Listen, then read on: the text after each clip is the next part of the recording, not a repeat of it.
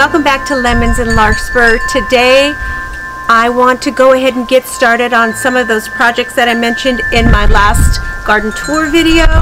I want to do something with this, the staking issue that I'm having in the cutting flower bed. Plus, while I'm up there, I'm going to go ahead and deadhead some of the poppies and the bachelor's buttons and maybe cut a few flowers for the dining room table.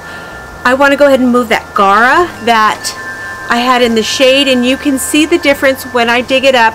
It's growing taller because I think it's really reaching for the sun, but it's not growing wider where the ones in the sun are filling out and growing taller. So I want to go ahead and get that moved. I want to prep the bed that I take the Gara out of for some kind of new shade plant. I have a list of plants that I want to get this week, so I will take you with me to the nursery. I think I'm going to go to my local nursery. Plus, I want to hit Home Depot because there are a few proven winter plants. They're trademarked hybrids that they have developed. I want to try a couple of them before I order them online. I'm going to see if I can find them here locally. So that is later in the week. First, we have to do some cleanup, some bed prepping, and yes, tackle that mess. So let's go ahead and get started. If you are new here, I garden in Zone 9B, Southern California. That's it. Let's get to gardening.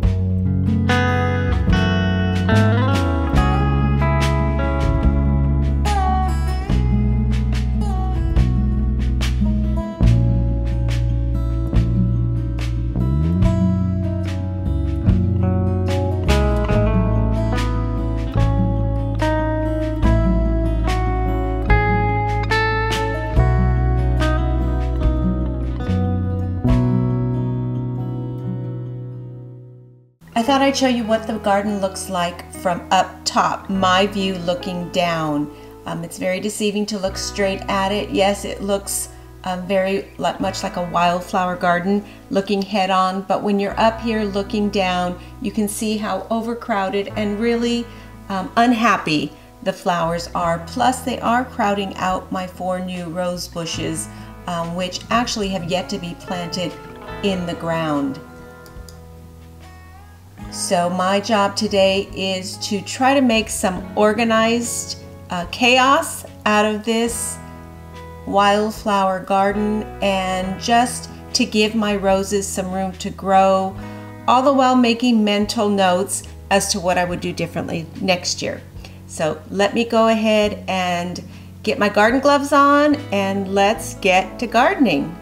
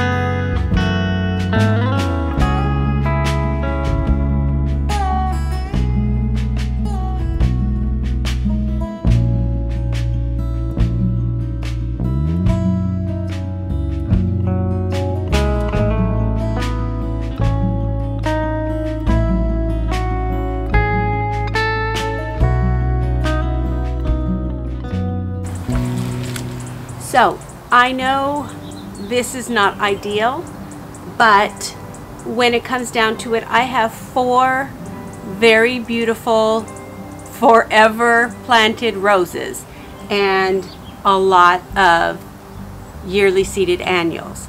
So I had to do the best I could to gather them together, just to give my roses a little bit of breathing room. So now I'm just going to come in and shear everything back that is done, cut as much of the dead leaf matter away as possible. I don't think that I'm going to deadhead the poppies, number 1 because I love the pods, and number 2 because I want them to reseed in this area. Next year, as we talk about learning things as a gardener, next year I will definitely, you didn't know this either, I had no stepping stones in here. So I just kind of dropped some pavers. Next year I will make the pathway clear, I will seed less, and I will net them right away. But gardening is a forever learning experience. If you go into this thinking next year you're going to have the perfect garden, you are every year going to be disappointed. There's always something that needs to be tweaked. There's always something different in the weather, in the soil, even in the seeds, in the plants that you buy. So always as a gardener, adapt, give yourself grace, and enjoy the successes, because they always outnumber the failures.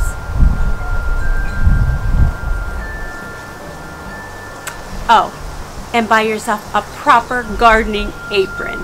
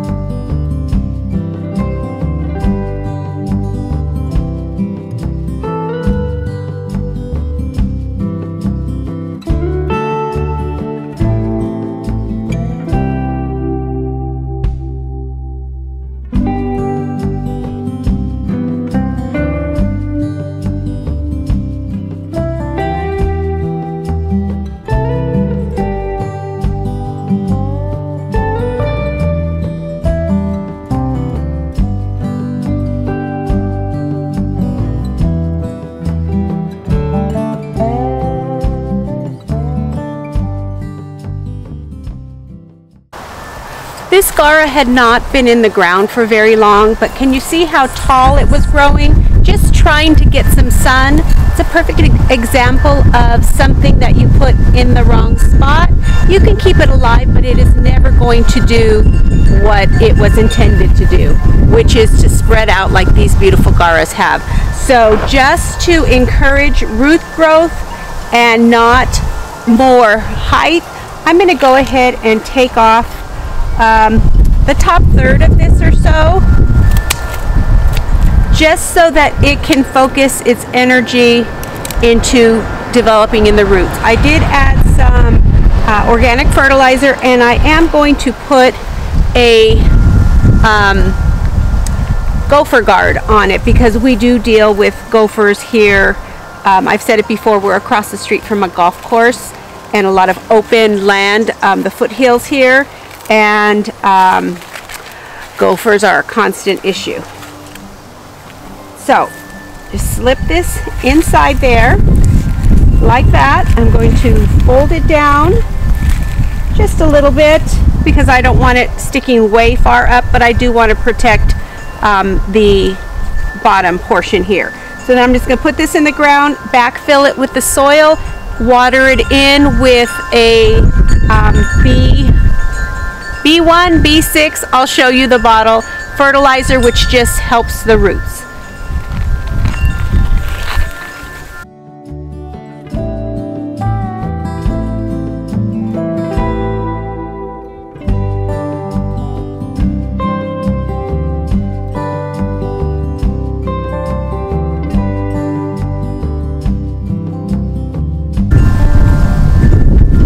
There we go. I'm sure it's going to be much happier in this location than it was fighting to live in the other. And as always, it gives me another reason to shop for a plant.